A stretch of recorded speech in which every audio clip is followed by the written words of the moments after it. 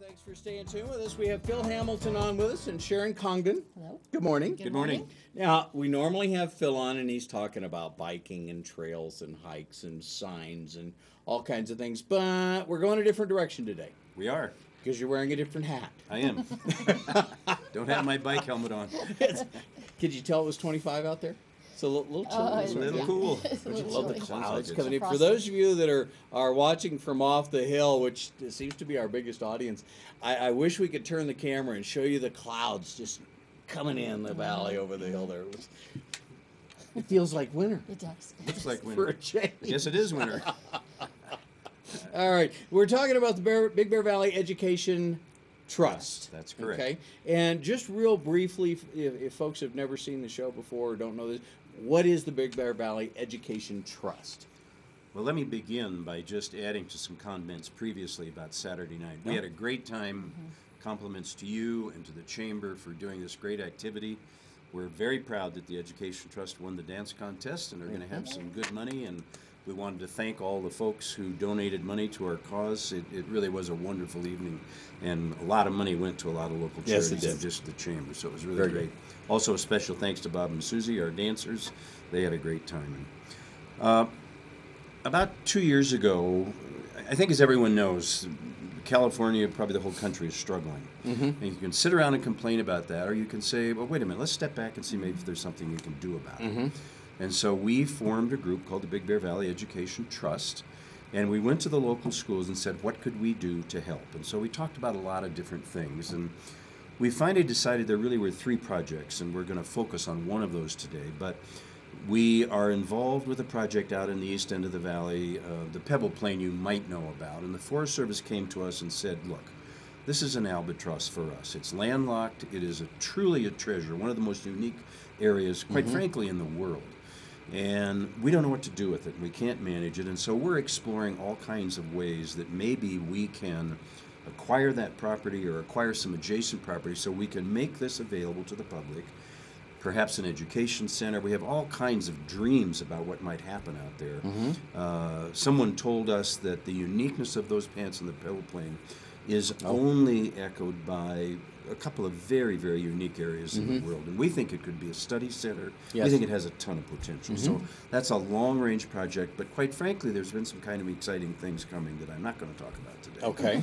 The second project such a is we tease. call the Real World Project. And one of the things high school people told us was students oftentimes have a tough time.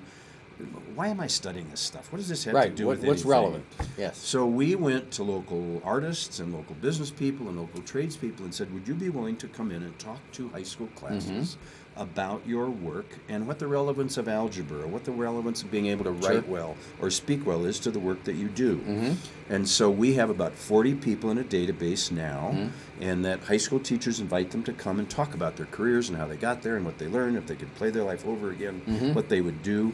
And that's an exciting and interesting project for us. And we have a board. Well, and you have such an incredible resource here in the valley. You know, Really we is were amazing. kind of teasing a little bit, but so many people migrate to a town like this because of the lifestyle, because of the ability to get involved in the community and get to know your neighbors, and it's it's not really like good. the big city at all. And we have just an incredible wealth of personnel. Once we started here. this, it just was amazing. The people kind of came out of the woodwork with some amazing careers. And when, you know, I was an educator for a long time, as was Sharon. What do we know about the real world? That's sort of the student's perception.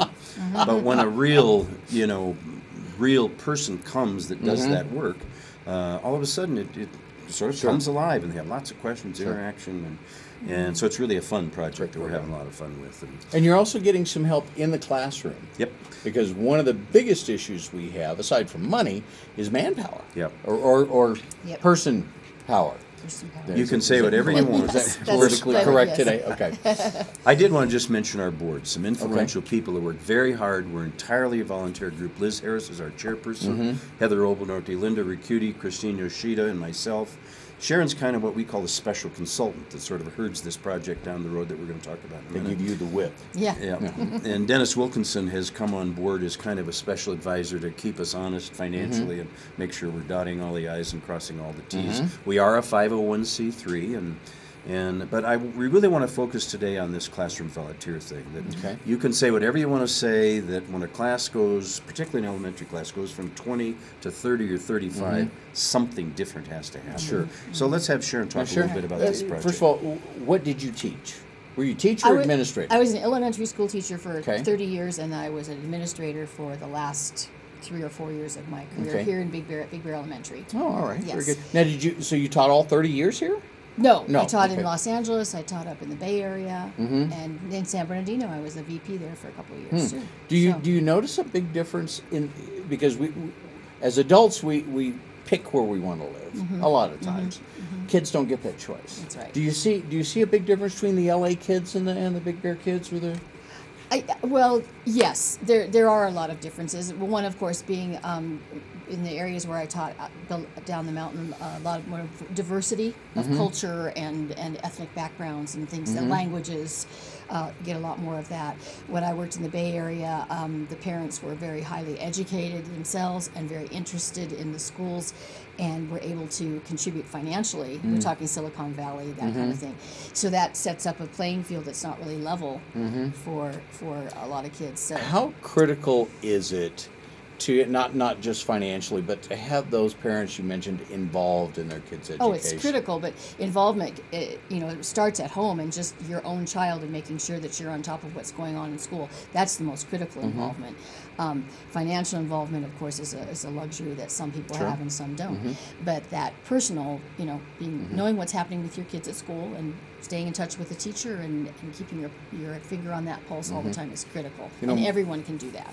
Marlene and I were kind of joking a little bit about how many hats people tend to wear, but what kind of an impact does it have on our school kids when the parents are working 2 jobs and maybe it is a single parent family, whatever? Right. How do you find that time in there when it just doesn't exist? Yeah, it's difficult, and the schools make great efforts with the internet and email, and that opens up avenues for parents to communicate a little more easily. I used to call parents or communicate with parents on email while they were at work. It was made that a little bit easier. Right, because I know there have been times as a single parent raising my kids, I couldn't make it. They're just, and the guilt was terrible. Oh my goodness, you feel like, oh, I'm a bad parent because I can't be there for the parent-teacher It's conference difficult. or It's whatever. a challenge for everyone, but we do our best, and that's kind of what this program is about. Because Good. the biggest visible impact that happened when the budget started getting slashed a couple of years ago, and every year is slashed more and more, is the increase in class size. And Because we actually have more enrollments. There's more kids coming now than there were just a few years ago. Is that accurate? No? I'm not certain. No. Okay. No. Looks there's less, but they've consolidated now. For instance, at Big Bear Elementary, I think there's only 10 classroom teachers, but there's the classes are much larger than they were when I was there. Okay. So, for instance, a third grade class is 36 students. Well, there's just no way that a teacher, 36 third graders. that a teacher That can. It just gives you chills. It does. Can give that attention. And what happens when kids are, if you're a little kid and you're struggling with something and you got your hand up and you're there like this, eventually a lot of things happen. It's demoralizing. You might turn to some behavior issues and start distracting people around. It just becomes really, really difficult and impacts the education system very, very deeply. So our goal was to we started with the retired community. We have gotten other people too, but we tap this really rich retired community that we have up here and get them into the classrooms. And we're asking them to commit to about 4 hours a week. Your schedule, work it out with the teacher. Well, obviously during school hours. During school hours, doing all kinds of things, whatever is needed at any grade level. When we started out, we were focused on the elementary school, but as it turned out, we have now 3 volunteers over at the middle school, and we have had a couple at the high school, and we keep working on that. So we have a really rich resource of people here, as Phil said, some of the same people that are on his list for the Real Life Project that have so much to offer. Okay, now, quick question there, and I know you're chomping to jump in here and we will be giving you a phone number here in a few minutes if somebody wants to volunteer, how they can get involved. You hear so much scary stuff about all kinds of people in our society today. How are we assured as parents that these folks are Okay. Right. Well, when people show an interest, I meet with them, and we started out with a training program with a core group of about 20. Okay. But since then, people have been coming on board sort of one at a time, and we meet and we talk about what their interests are, what their background are. They agree to a background check. So they Sure. do that right here at the Sheriff's Station. Good. The Education Trust picks up the tab for that. And then once they are cleared, that information is now stored at the school district, so we know they're safe, and then we find the right placement for them. So Okay. we can give people that assurance that Okay. we do that. That's the Excellent. extra step. That And what kind of supervision does this herd of retired people have? well, Hopefully it's a herd. Yeah. Hopefully it's a lot of people. At each site, we have a site coordinator, that's Okay. a contact person. Uh-huh. So they have the classroom teacher that they're working with first of all, and then if there's any other issues, that then they have the site coordinator, and then me. Okay. So- Now, as a volunteer, if I come in, am I working with one teacher in one class all the time, or? It totally is up to you. I've got a couple people that are working in a couple of different classrooms because they have some special interests like music, and then they do something else or another. But most of them, what happens is once they develop that relationship with the teacher and the kids in that class, there's just this magic that happens, and they're just completely dedicated to that. For instance, Diane Clark is over in Kim Smith's room and has been for now the end of her second year, and that is her teacher Her and her bailiwick. She's classroom found and it. her kids.